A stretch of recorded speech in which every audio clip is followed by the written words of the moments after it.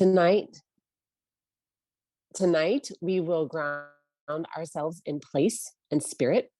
We will learn what turnout in organizing is and unlearn what it isn't. We're going to work through some of our barriers and fears about turnout.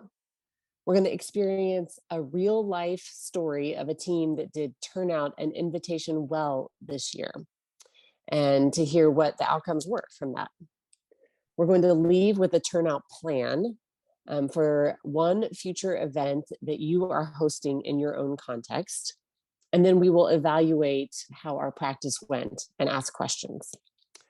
Our mission, as a reminder, we are all here because we have agreed to move with one another this season in learning sacred organizing. The process of building and exercising our collective power toward a horizon where life can flourish for all beings and for our shared home, Earth. One thing we can all agree on is that we cannot do it alone. We are stronger together. The work of Levin Community Land and Housing has cohorts spanning Washington County, Multnomah West, Multnomah East, and Clackamas County. And we work in partnership with the Southeast cohort. We are rooted in our communities, in our faith traditions, in our land, and in the practices of anti-racism and anti-oppression, and the people for whom we each commit to those practices. We are so much bigger than this Zoom screen right now. So thank you all for being here tonight and recognizing the interconnectedness of ourselves, as well as the systems we wish to reimagine together, including land, housing, and immigration, among others. For our roll call tonight, I'm going to ask you to share in the chat, and we're going to take just a minute to introduce ourselves. Please put your name in the chat, say hello, and tell us one way that you have seen evidence of new life recently, somewhere in your own context. This can be something you have seen in the natural world, in your relationships around you, or any other way you have seen a new life or signs of hope. So go ahead and take a second and put those in the chat, and I'll read a few as they pop up.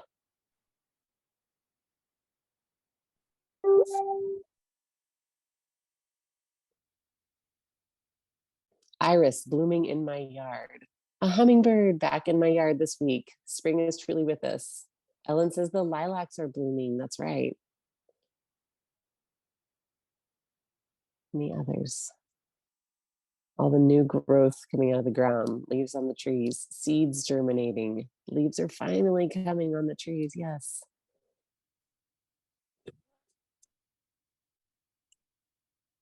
Weeds covering the soil, flowers on the serviceberry bushes. Two people in my congregation who have been at odds for years had a reconciling conversation this week. Oh, wow. David here, the first this season appeared this week, talking with someone who was expecting a baby.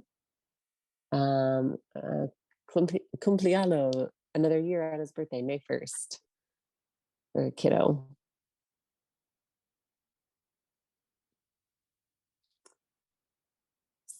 Sam connecting with a new member in their community at a house meeting, the smile of a new nephew. Oh, very cool. A whole family of deer. Dave Smith beginning talks on housing at St. Paul's. Very cool.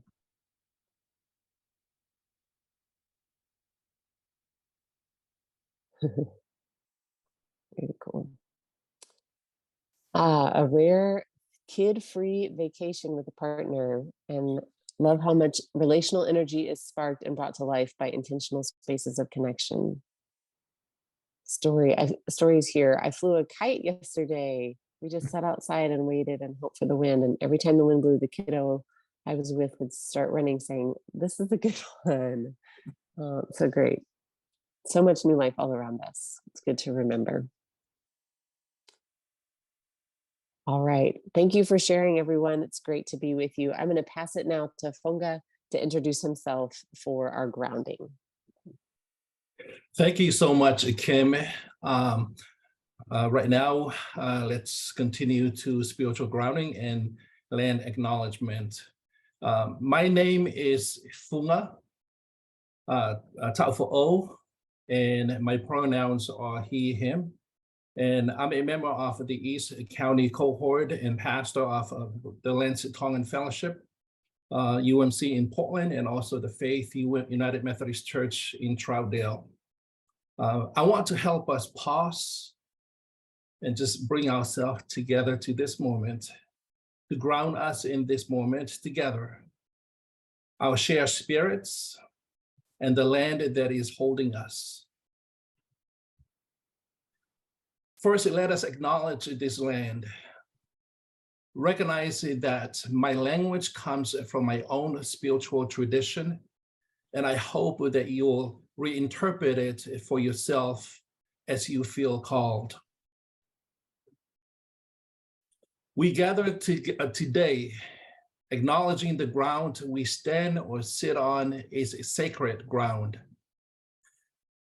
Many generations of people have called this land home, be it the native peoples who lived here first, or the farmers and farm workers that worked this land next, all the way up to us who now used it to call it our home for worship, for fellowship, for school, for providing assistance, for planning and organizing and meeting.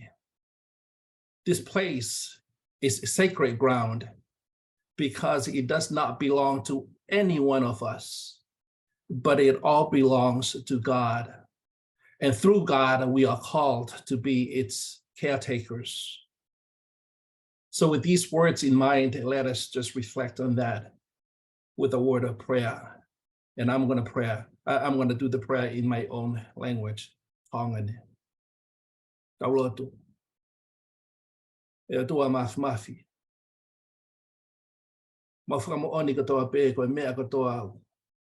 Ko mea pe ia ai afiona. Pai he mau whakatahataha mai I he whiawhikoni aki ai loto whakawhitai mo whakamalo. Kono ohi ngā koe kere koni o mau iai. Mau tu'u ai I he aha koe ni. Koe kere pe ia ai afiona. Pea moe mea katoa pe koe mea pe ia ai afiona. Kau mai he mau whakataha I he whiawhini.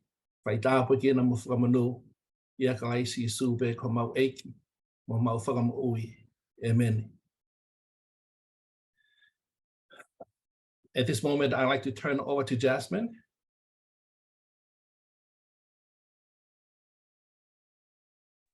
Muchas gracias. Thank you very much. My name is Jasmine. I'm a member of the West Multnomah County Corridor, and I'm also leader of Casa Común. Wanted to take a practice to build among us in the different groups. We're going to go to different small groups, one-to-ones. We'll have 10 minutes in the breakout rooms, and we're going to open them pretty soon here. Jules will put some questions in the chat. The questions are, when was the last time you felt truly invited to something? What made that invitation powerful or persuasive for you? When was the last time that you felt really invited to something? What was it that made that this invitation was powerful or persuasive for you? Tell a story of a time that you said yes to something simply because of a relationship with other people. Sí, aquí vemos Yes. que están compartiendo. Well, we are sharing what we heard. I don't know.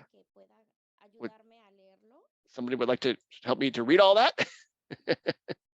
I can help, Yasmin. The power of relationships. Relationships are the cornerstone of cooperation.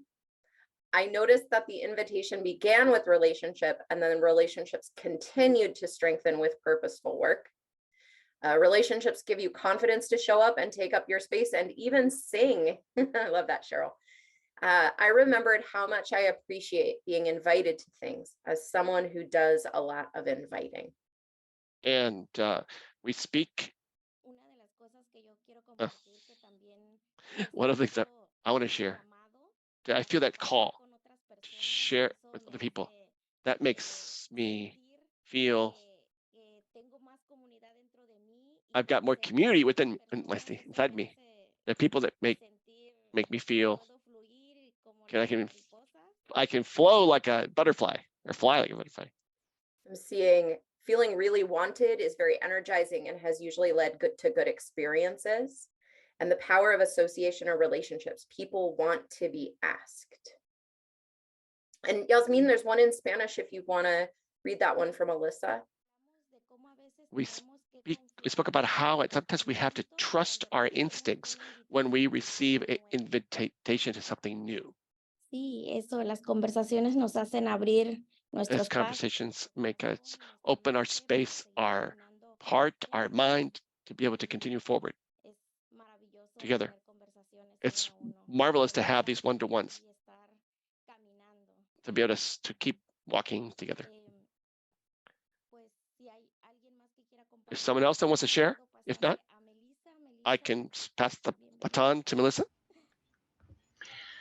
Gracias, Yasmin. Thank you, everybody. I am Melissa Reed. My pronouns are she, her, and I am the companion of the mighty Westminster Presbyterian Core team. And I'd like to invite them on the screen with me. So I welcome Krista LaCruz, David Graff, John Hassenjager, Beth Outerson, and Desiree Nahimana to join me. As Jules named, we have been in this process of the cohort season. We have moved through our sacred organizing spiral, through the practices of sacred encounter and sacred unveiling.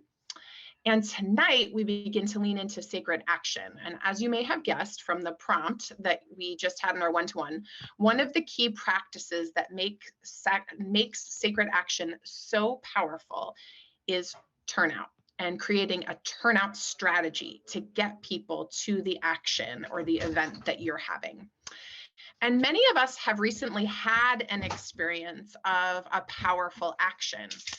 I just, from a show of hands or in the chat, who was at the Coalition's Housing and Wholeness Assembly a couple months ago? Let me see hands waving, and like, give me with your bodies how you felt as you left that. Oh my gosh, look at all the energy in this room.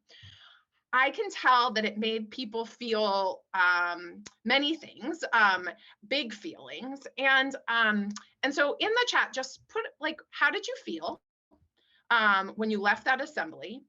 And what made it powerful for you? Just like one thing that created the power in that room for you, like what moved you? Let's just look and see what people are gonna say. The room was full. I felt like I was part of something really big. So encouraged and energized to have so many people together, and the music was moving. Yes, so many people, very positive, energized with all the people's stories. We had so many storytellers. It made me feel hopeful. It felt the power of many different folks. Yeah, there were a diversity of people, right? And we were come together and sharing our powerful stories. So over and over again, I am hearing that what made it powerful for us is the stories, and the group that was gathered and the direction we were headed. And that was real for me too. I felt so energized, and a really big part of that was how many people came. Like, I was nervous. We haven't done this in a while, right? Like, do we remember how to act together? And then over 400 people showed up. It was incredible. So we remember that what we're about as organized, as people who are practicing sacred organizing together, we're about collective power among. And that means organized people and land and money. Organized people coming together move decision makers, and then we inspire one another along the way. We realize we're not alone, and we can make the impossible possible. So let's go. That's how I felt after I left that gathering. Let's go. The Westminster core team, who I introduced you to in just before and will be popping up on our screen again in a minute, we gathered and we took turnout very, very seriously in our core team meeting the month before. And this is literally a picture that's on your screen that I sent to our organizer, Sarah Lose, on the day that we had our core team meeting. We made a list of 142 names that we were gonna reach out to and personally invite. It was incredible. I've never seen a core team do that before at that magnitude. So again, I want to invite, we can learn together from that experience. So they're going to share a little bit about their experience of doing turnout, and we're going to learn together through their wisdom. So Pastor Chris, I am curious, let's start with you. What did we do? Can you share a little bit about what we did to make that list of 142 people and then try to get as many of them as possible to come with us to that assembly? Yeah, sure. So what it looked like is that we had our gathering as a core team in a meeting, and we first made sure we spent time in that meeting purposely imagining together and feeling what could be possible through this assembly. So we felt in our own hearts and in our hidden prayers and self-interest why we have stake in this. So then after that, I asked if a turnout goal of 40 was reasonable. The core team kind of looked around and hesitantly was like, okay, I think so. And then Melissa, who was there, said, okay, now take out a notepad and take a few minutes to actually write down some names, which was great because like we literally were in silence. People pulled out their phones and they just started scrolling through their contact lists and tried like imagining who could they bring up. Then after that, we pulled up a Google sheet on the big screen. Every person said their names out loud and I was typing them along with who was going to contact them.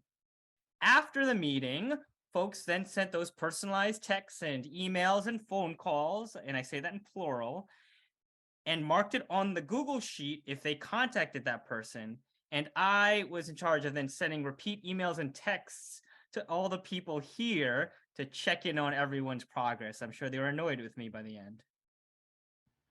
So it's super methodical and accountable, is what I hear you saying, and from the heart. David, I wonder about if you could share a little bit about your process from thinking about who to invite to inviting people and then thanking them for coming. What steps did you take? I started by listing people from all the various groups I'm involved in, not all the groups, but most of them.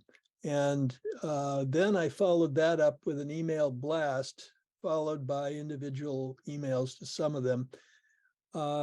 Finally, I thanked everybody who responded, and that was most of them, even those who didn't end up coming. Unfortunately, I did not go back and thank everybody that showed up. I should have done that, but they were thanked for responding. Well, David, you still got time because you could still say thank you and let them know what's coming next. Kate Thompson, who you might remember from the assembly, she is the nurse that is a member of Westminster who came upon someone who was unhoused, who had died in their stairwell. She shared that really powerful story, and she couldn't be here tonight, but she turned out so many people to the assembly. And so I wanted to invite her words through Cristela Cruz's mouth about why did she invite so many people? She says, for me, inviting people to the assembly was a way for them to witness hopeful and engaged people who are finding ways to be part of the solution to reducing the number of people who are burdened with inadequate housing. I want to find ways to support people in moving on from a place of hand-wringing, anger, cynicism, and hopelessness to a place of I can make a difference. Thanks, Chris. We will keep Kate's heart in our heart because she has such a big one. And then John, you invited a number of folks too, and you were really intentional about thinking about how to invite your people. And I would just love to know, like, what was your thought process about how you reached out and how you invited them? What did you think about? First, I think about the fact that we're asking people that we know, and we have reason to believe they already want to say yes to this. That we're gonna invite them. And so I always like to think of starting with something that you know about that person, and why they would be interested in the lobbying day, or even you say it's in their interest to say yes to what you're asking.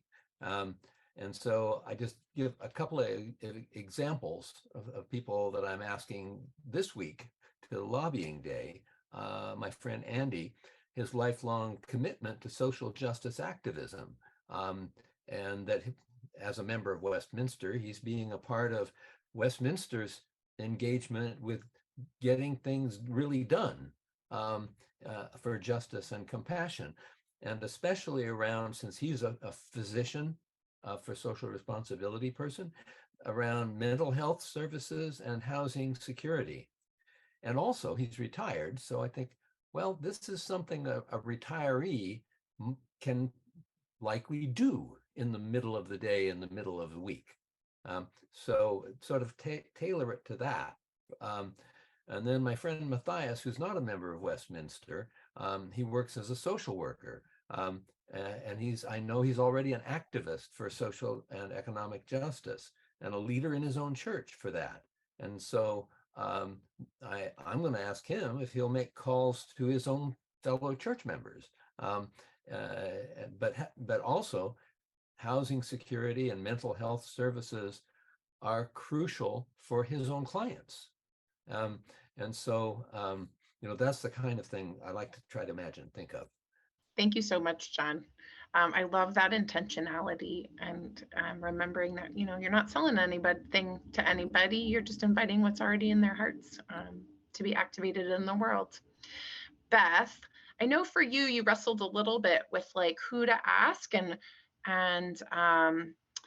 what was at stake. So what's at stake in Turnout for you? Why work through fear and make all those asks to people you're in relationship with? Yeah, thank you. Yeah, what was at stake for me was I was just thinking this is a personal ask. So it's kind of like my reputation is at stake, right? Because the people that I contact may associate me with something if it doesn't work out, right? So they're making that association and some kind of judgment of me. I decided to play it safe and invite people like John, who I knew were likely to say yes. And my experience is in general, most people like to be asked to help out.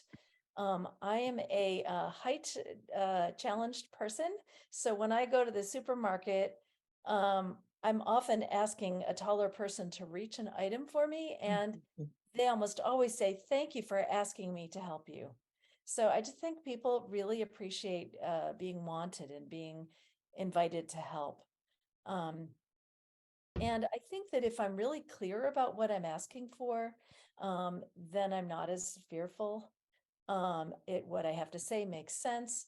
And also, if I share why it's really important to me, then I know that I've done my best to convince other people to really care about it too, and care about it enough to show up. Beautiful. Thanks, Beth. And finally, Desiree.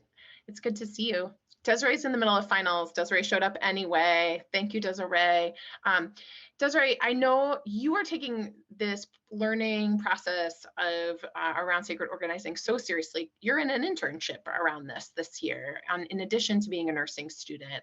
So I'm just super curious for you. How do you think learning to practice turnout is making you a more powerful leader? And also, what was it like to have invited your family, and what was it like for you to do that and for them to see the work that you're about? Thank you for that question, Melissa. So for me, learning doing Turnout helps me be a better leader, just because I found that to lead in this work, I've actually had to like take, in a way, like a seat, like kind of like learn how to not talk as much and just listen more and just hear people's story, and then understand their whys and why they're doing it. And oftentimes I find that that we have way parts of their stories that we intersect in why I want to do this work. And like I'll tell people about events we make in regards to Barbie's Village, such as the Turnout, and I'll tell them about the stories of Barbie Village. And I find that they just start sharing their story of like what they see in their communities and things. And I find that we connect through this work. So that's how it's helped me become a better leader, just because it's just allowed me to have something that allows me to connect with others, and then they can relate back to me. And through that, we build a relationship, and then they want to come. And also inviting my family, getting to invite some of my family was really nice, just because this is work that's really near and dear to my heart. So being able to share that with my family was just really a treat for me. So it was nice. And then also, I've been inviting my wife to a couple of the events we have organized through Barbie's Village, and also Levin's organizes. And she's actually taken a personal interest in this work that we do, and that's really nice. I'm really happy for her, and she's starting to slowly kind of like take an active role in some of this work. So just excited to see how her journey through this, and I'm just happy that someone else got inspired. Beautiful, Desiree.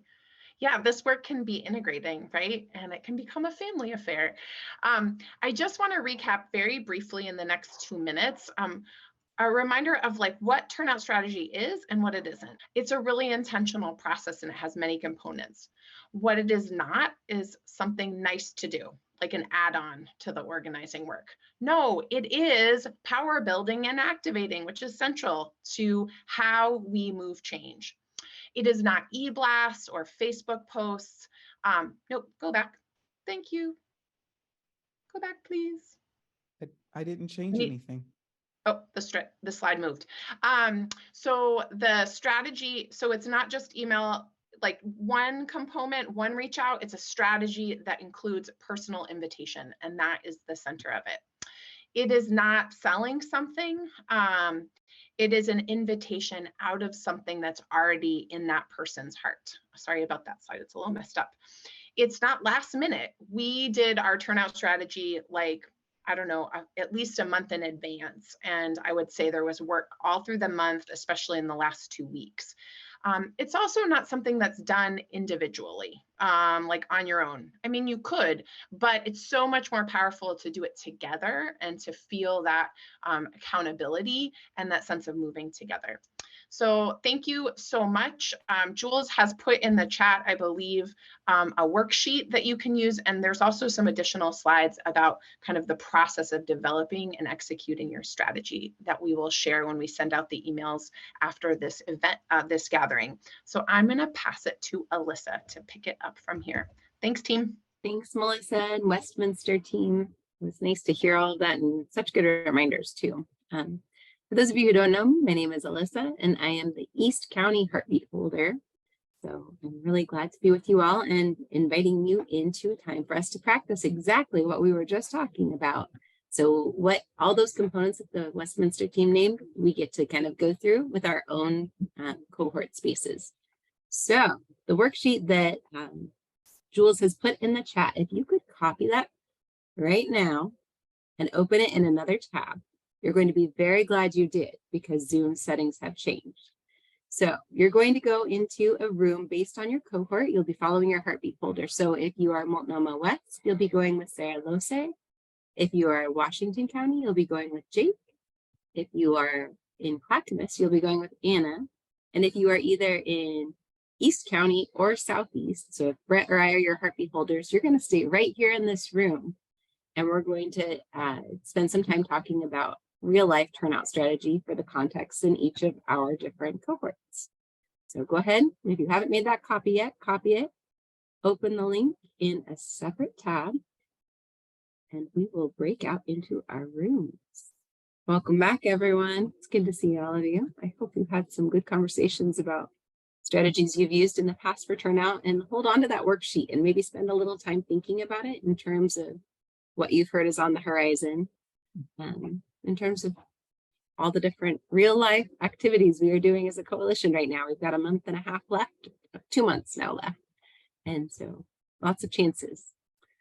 I am going to pass it over to Mary Ann to take us into some evaluation.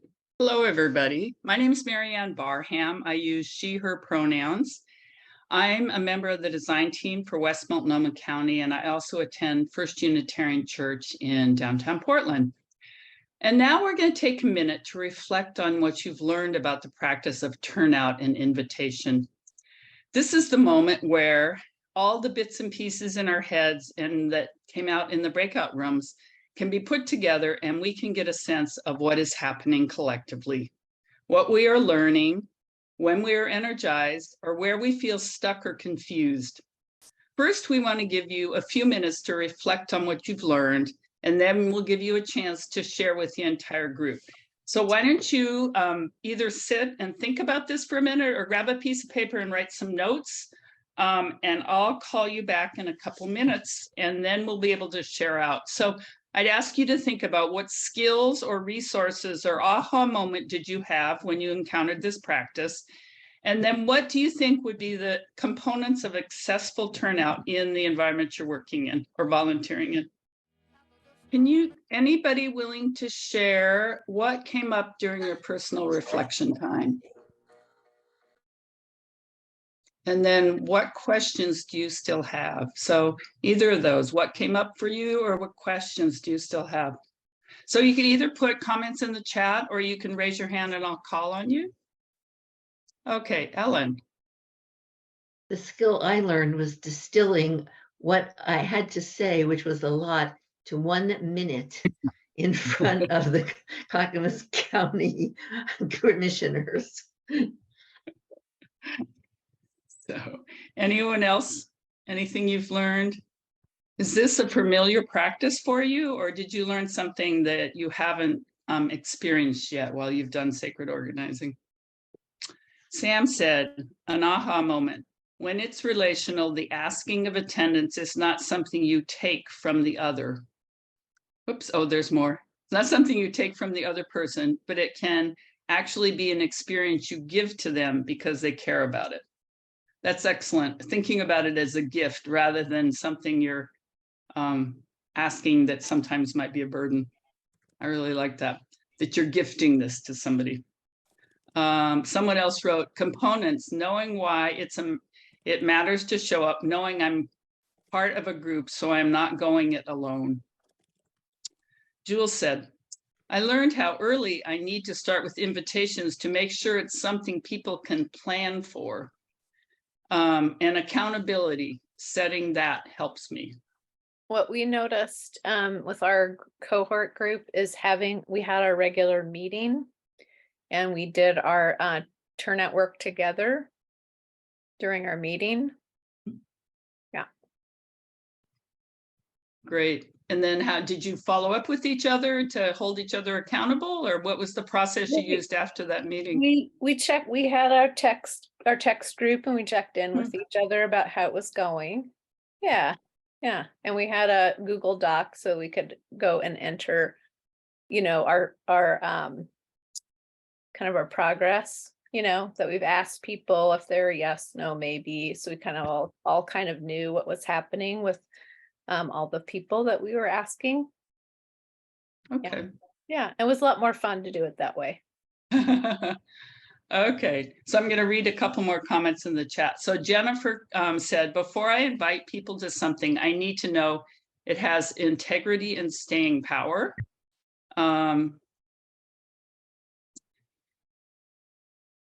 Allison said, I was just going to say something similar to Jane. I found that doing turnout can feel better in community. Turnout parties when we make phone calls together, food and friends, and keeping track of things. And then Jennifer continued to say, I need to know it has integrity and staying power. Once I'm sold, I have a much easier time gifting others with invitations. Chris wrote, I learned most people actually appreciate multiple contacts and don't find it annoying because people are busy and often miss things in the deluge of emails and texts. Melissa Reed says, I learned that there is joy in the asking. You can learn a lot about a person.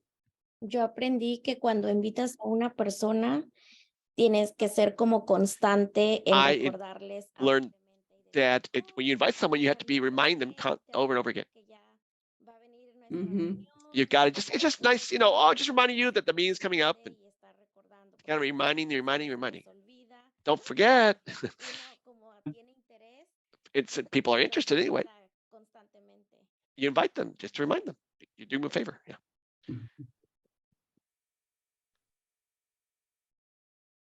Anybody else have something to share?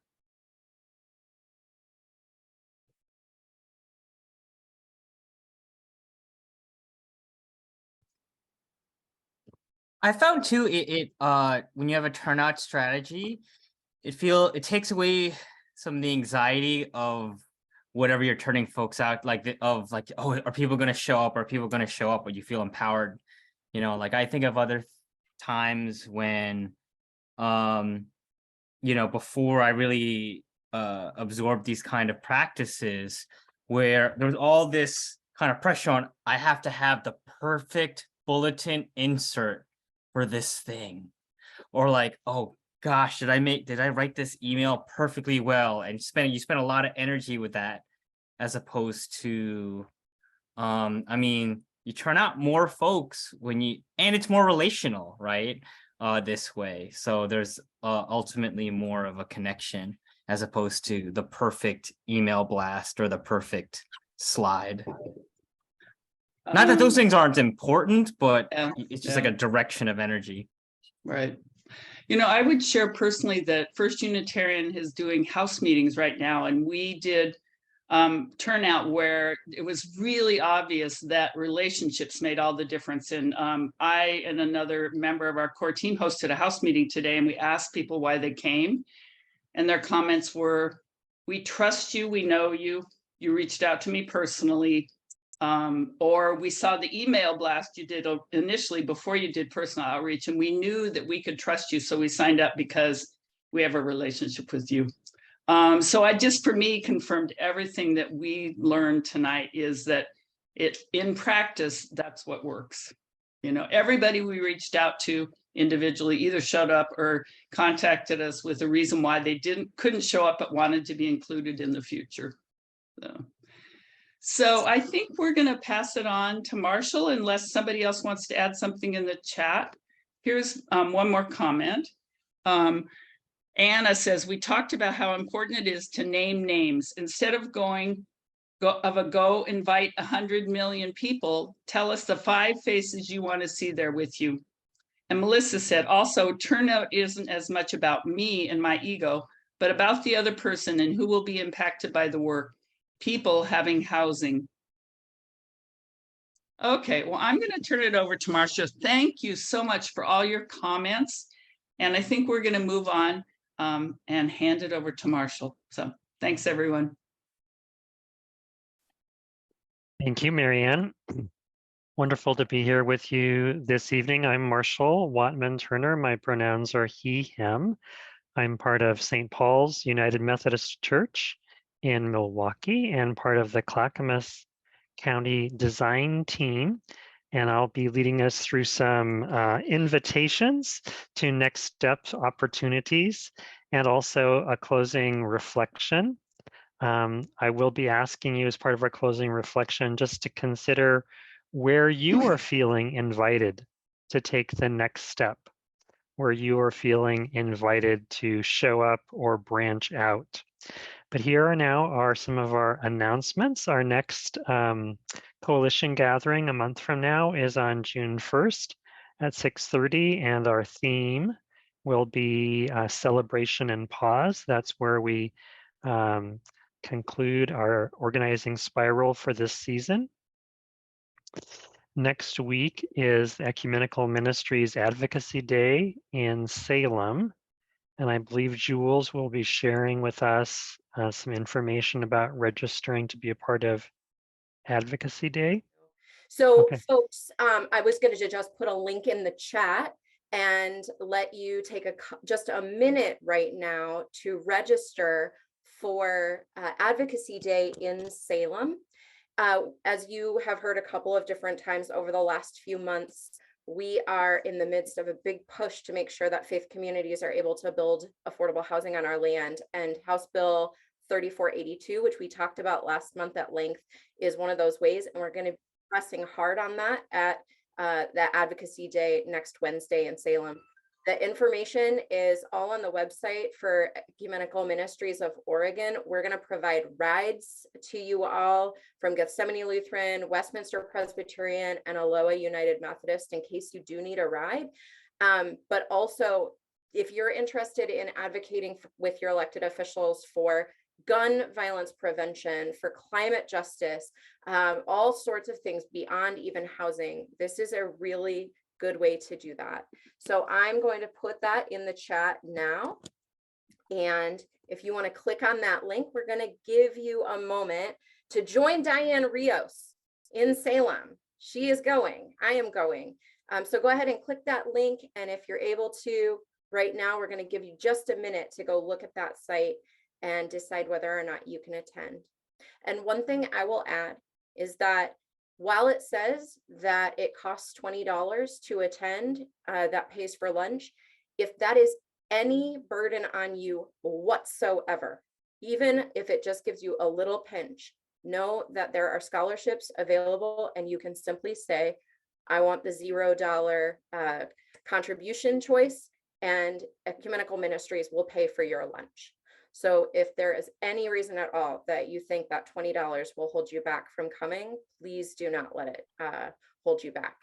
We had some wonderful meetings with our elected officials on Monday, a number of us, and they were very excited to hear from faith communities about the things that were important to us. So I hope that you'll be able to come.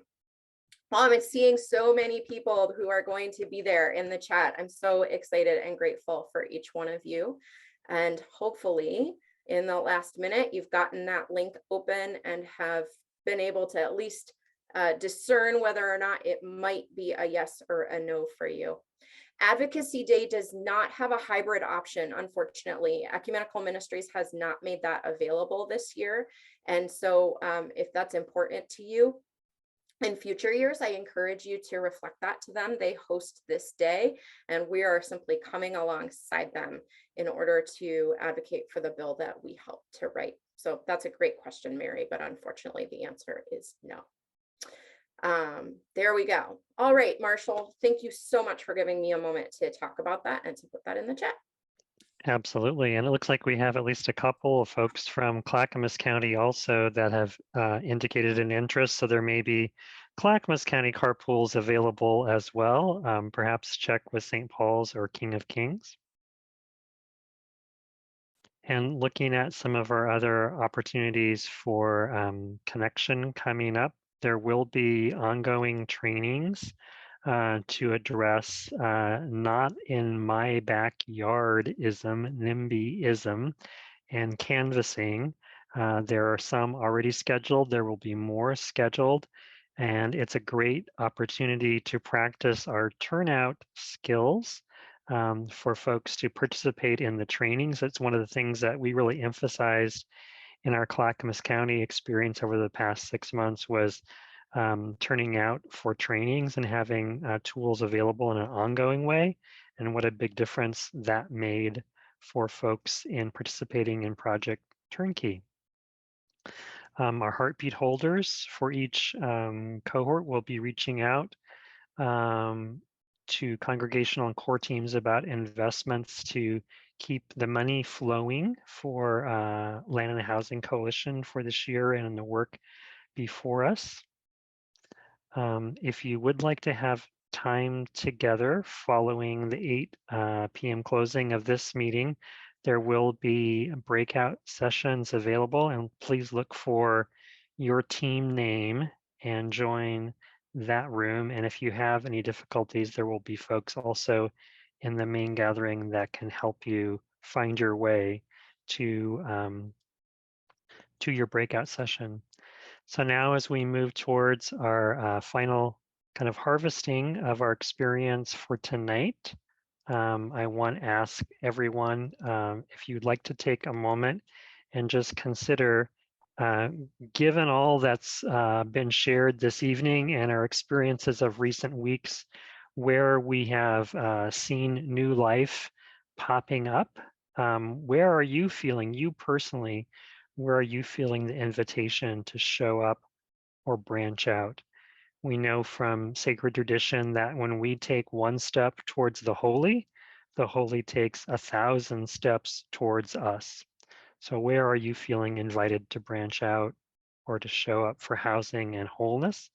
So I'm inviting you to share your thoughts about that, maybe just a word or two or a short phrase in the chat, and I'll be happy to narrate those. Or if there's some folks who don't have access to chat, you can also literally wave or put the hand raise in your